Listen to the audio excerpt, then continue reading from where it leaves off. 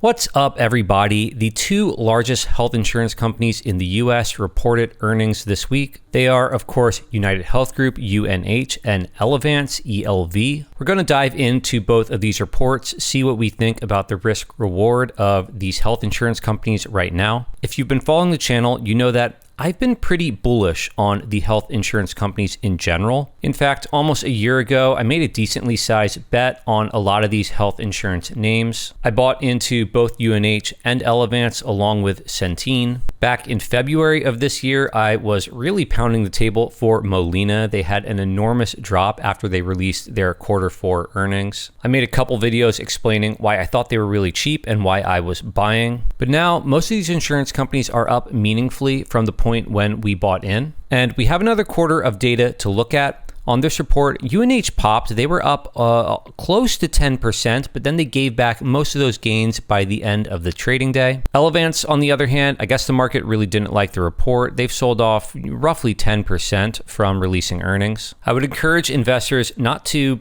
only look at the market response and take that as the truth about the quality of the quarter. Again, back in February, Molina sold off a little over 30%. Was it a horrible quarter? Was it a horrible investment from that point? I, of course, argued at the time that it really wasn't that bad of an earnings report, and I thought a 30% drop on it was really quite silly. So I think you always have to look at the numbers, see what the company is saying, and try to come up with your own opinion without just taking the market's word for it. As always, if you get value out of the video, subscribe to the channel. If you want to grab my Google Sheets template for analyzing stocks or join my Discord, then consider following me on Patreon. Link to that will be down below. Now, let's dive in. And to just give you an overview of where we're coming from, to give you a reminder of the troubles that have been facing the sector, pretty much every insurance company sold off heavily in 2025, and that's because costs were coming in higher than anticipated. It pretty much didn't matter whether you were talking about Medicaid, Medicare, the commercial segment. Essentially, any segment of healthcare, medical costs were high. And these companies all have just single-digit operating margins, so you don't need to miss by that much for your earnings to pretty much just go up in smoke. Most health insurance plans are repriced once a year. So the simple thesis I had looking at the sector was, yeah, earnings for 2025 and maybe for a couple years going forward aren't going to be great. They aren't going to be what they were in 2024, 2023. But what was going on really didn't merit the stocks being cut more than in half. They will reprice their plans. Rates will normalize. Operating income will come back, and there really wasn't anything fundamentally wrong. And I think throughout this year, with each earnings report, you're kind of seeing that thesis play out. Let's start by looking at UNH's numbers. They're the biggest player. They give a good sense of just overall what's going on. Revenue and operating income both coming in higher than anticipated. They upped their full year earnings outlook to $19.50 to $20 in adjusted earnings per share. And for them, the difference between adjusted earnings and earnings is they add back in amortization of intangibles. That's actually pretty standard. I think it's an okay adjustment. Cash flow for the quarter, very strong. Cash flow from operations of $11 billion. And a big number to look at is their medical cost ratio. This is basically what percent of those premiums that they're taking in, what percent of that is actually going to pay for medical costs. When this number is, like 90%, pretty much all your profit goes out the window.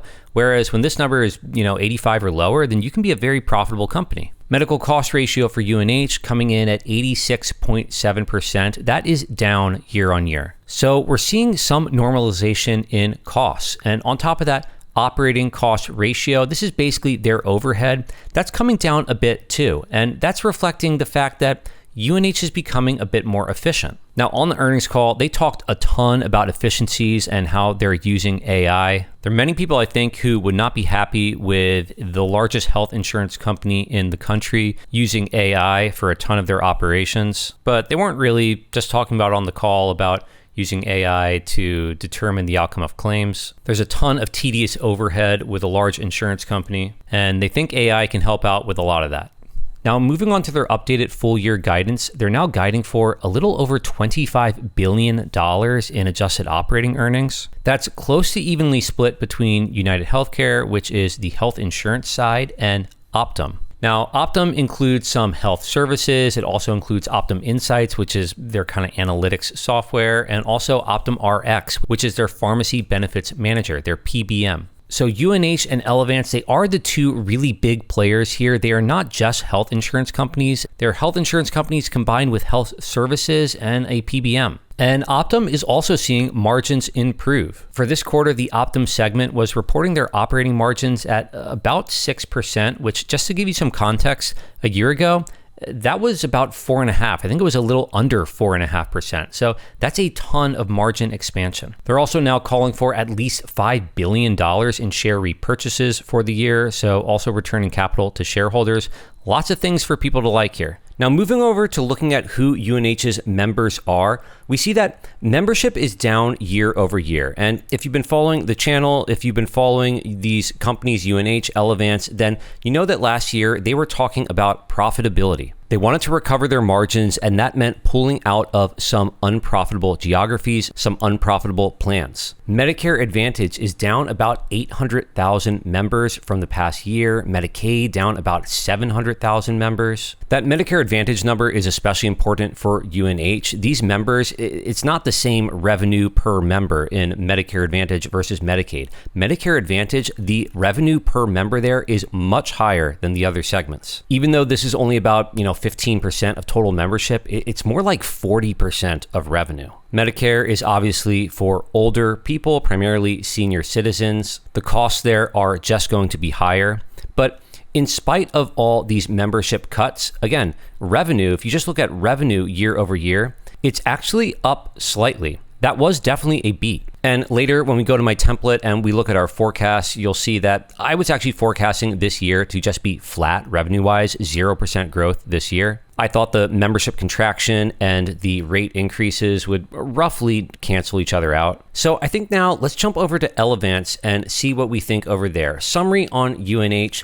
The EPS beat was quite big. They raised guidance, more buybacks than expected. Optum Health seems to be improving. And even though membership is down, the membership declines in Medicare Advantage are actually less than what they were guiding for. And overall, margins seem to be stabilizing. So I would say, pretty solid quarter. So jumping over to Elevance here. They also beat on both the top and bottom lines. In fact, their bottom line beat was pretty significant, beating by more than $1 over consensus. Their benefits expense ratio, which is effectively the same thing as medical cost ratio for UNH, they just use different terminology, but that was coming in at 89.7%. And they say that was better than expected, led by Medicare Advantage and the individual ACA plans. But you may notice that 89.7%, quite a bit higher than what UNH was reporting. So is Elevance just underperforming UNH here? Again, UNH about 3% less, medical cost ratio of 86.7%. And the answer, in my opinion, is these are pretty comparable numbers. The difference is coming from the different mix of the segments. Elevance has more revenue coming from Medicaid, less revenue coming from Medicare. The costs here are different. Both these companies, by the way, are reporting operating losses in Medicaid right now. So Elevance, with a greater revenue mix from Medicaid, they're going to have a higher benefits expense ratio, even if they're performing exactly the same within segments. And indeed, when I normalize for that segment mix,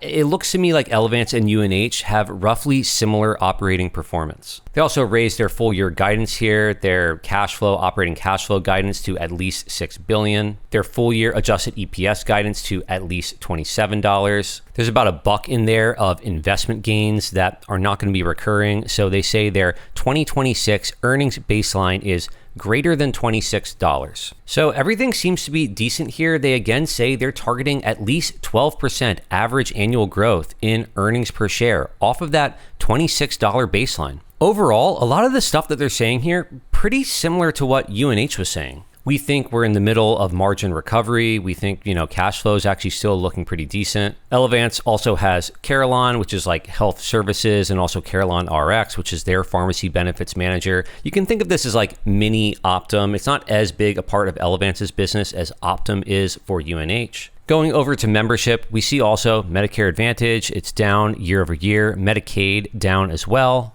Like UNH, they've been focusing on profitability, even if that means losing members. They're pulling out of also Medicaid in DC, and they're saying that they're going to pull out of Medicaid in some other unprofitable areas going forward. They are currently losing money there. Again, negative operating margin right now in Medicaid. Two big Medicaid players, Centene and Molina, they're going to report next week. Maybe we'll take a look at them on the channel as well. They have been more efficient operators. So again, while Elevance is reporting very thin losses in Medicaid, I actually expect Centene and Molina to report very thin profits. In the medium to long term, Elevance pulling out of certain Medicaid geographies could actually be beneficial to Centene and Molina. But getting back to Elevance here, there's again a lot to like in this report. A significant beat on earnings. They raised their full year guidance. Medicare Advantage and commercial are performing better than they were guiding for, better than expected. In spite of this, Elevance was down on this report. Again, down about 10% since earnings here. UNH was they were up a little bit, and then basically roughly flat, I guess, since earnings were released. As I said before, I have no ability to predict how the market is going to react to earnings. It's possible the market is looking at Elevance's report and saying, hey, yeah, you beat earnings per share this quarter by, $1 or whatever, but you only increased your full year guidance by like 25 cents. So are you saying that you actually expect to underperform in the second half of the year then? Maybe that's the way the market or analysts are thinking about this. It's not really the way I read it.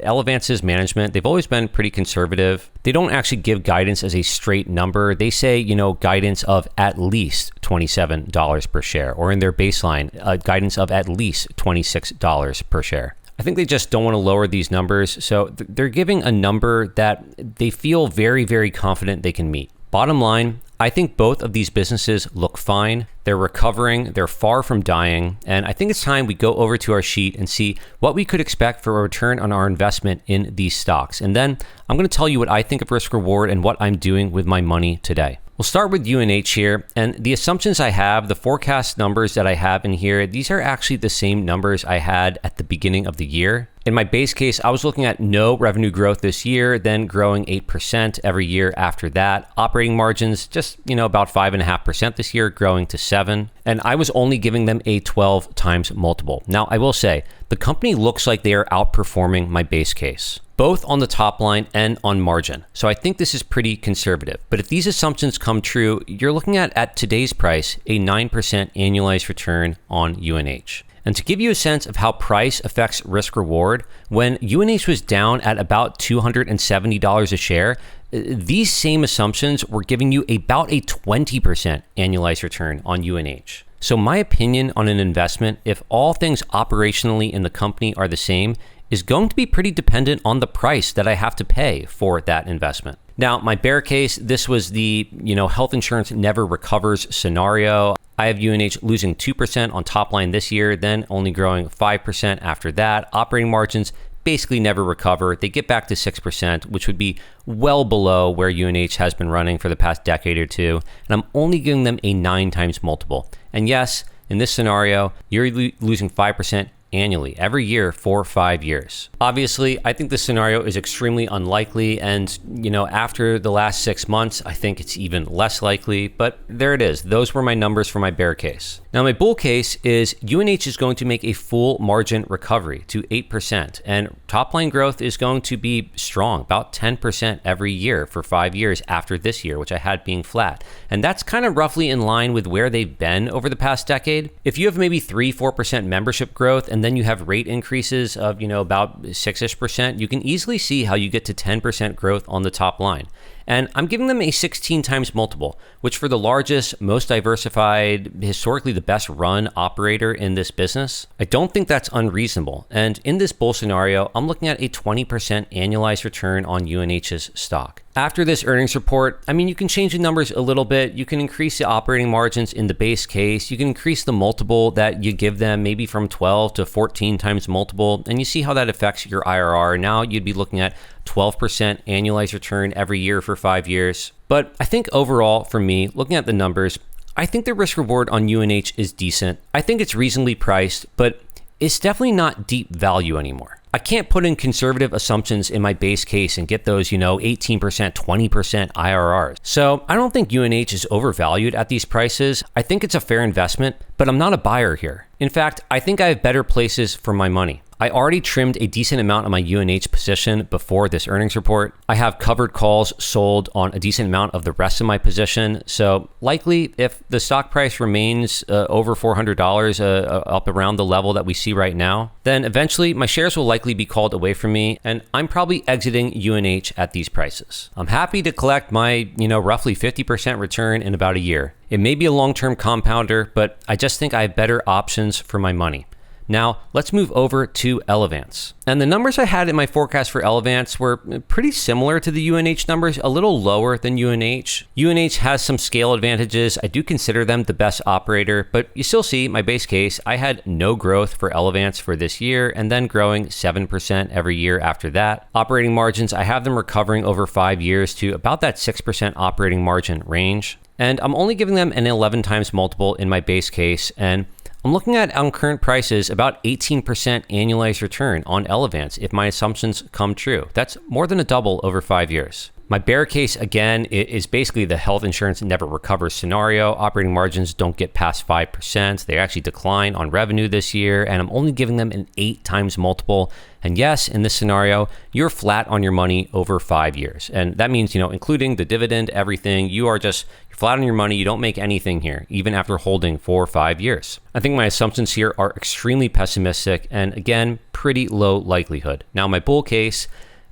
they're flat this year and they grow top line 10%. Operating margins fully recover back to 6.5%, which would be about what they were getting a decade ago. This might be a bit high, a bit optimistic, but I'm also only giving them a 14 times multiple, nothing too extravagant here. And if my assumptions in this scenario come true, you're looking at a 30% annualized return on Elevance stock from here. That would be more than a triple over 5 years. Even if we brought down this operating margin to 6%, still 28% annualized return over 5 years. The bottom line is, I think the risk reward in Elevance is pretty good. I like the stock. I'm happy to just keep holding here. I still think it's decently undervalued. As always, nothing here is advice to buy or sell any of these stocks that we're talking about. I'm just giving you my opinion, and I tell you what I'm doing with my money. So if you got value out of the video, subscribe to the channel. If you want to grab my Google Sheets template here for analyzing stocks or join my Discord, then consider following me on Patreon. Link to that will be down below. If you own either of these companies, let me know what you're doing with your position, and I hope to see you all in another video.